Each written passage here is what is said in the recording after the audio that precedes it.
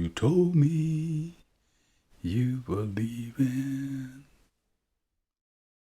And so to continue on with my explorations on Proust, I put this question to myself.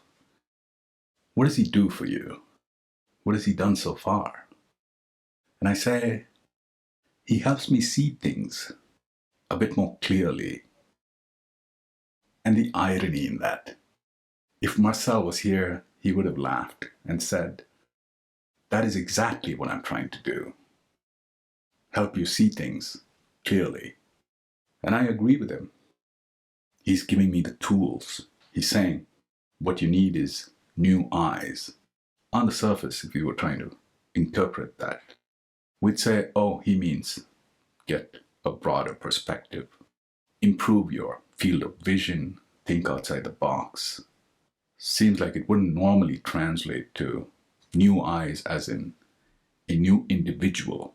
And so this experiment, what he's done with the book, A Recherche du Temps Perdu, is to narrate a long and complex story covering a wide spectrum of things that we go through in life and offering you his view, his perspective, which somehow seems to call out to you to participate, sort of like a comparative study, to form an opinion on all aspects of the story and layer it on top of his that is presented in the book. And so the similarities and difference between the two views are to be observed, which in the end will reveal to you the benefit of seeing things with two different pairs of eyes, two different people. And to take this idea and multiply it exponentially, and the number of eyes that participate, the clearer the understanding of the subject matter. Added to this, of course, is romance, art, Johannes Vermeer, Sandro Botticelli. So there's two main ideas that he's making the case for. One is this new eyes theory, and the other is a take on intellectual memory and its limitations.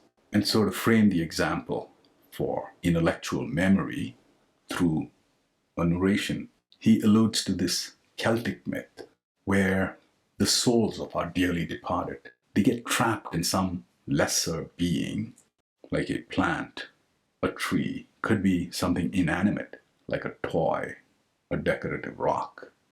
And so they lie here in this object, this item, in limbo. I shouldn't use the word limbo. It's got deep meaning. But they lie there in dormancy until one day you chance upon this object, you come into contact with it, and your touch makes them tremble. They call out to you, try to get your attention. And if you happen to recognize them, the spell is broken. They are released from this prison. You have delivered them. And so from then on, they get to share your life with you. And so out of this frame comes the story of lemon tea and Madeleines. It's like a tea biscuit, a cookie. In the story, the narrator comes home one day. I think it's Proust in his mid-20s. It's a dull, dreary, wet day, and he's been out. And so when he gets home, his mom sees him in this condition, asks him, "Can I get you some tea, son?"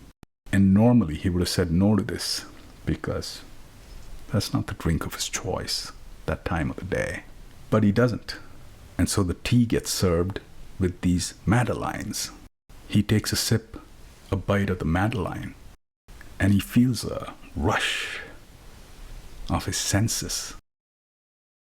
It's unmistakable. And so begins to take a few more sips. The third having less effect than the second, seems to be dissipating the magic.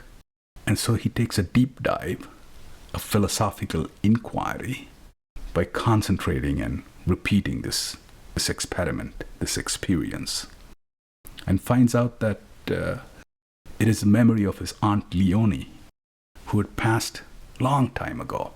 He remembers the Sunday mornings when he was a little boy, running up to her to say goodbye before going to church, and she would shower him with kisses and give him a sip of her lemon tea, which had crumbs of these Madeleines.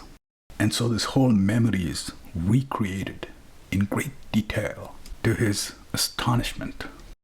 So what he's saying here is that quite a big chunk of our memories lie in the external, outside of our body and mind, and the intellect is not able to access these memories. It can try, but it'll be a futile attempt. And so the only way to unlock these memories is with this external component. I think he's saying that the erosion of our environment through natural causes, or even progress and development, and with them go our memories.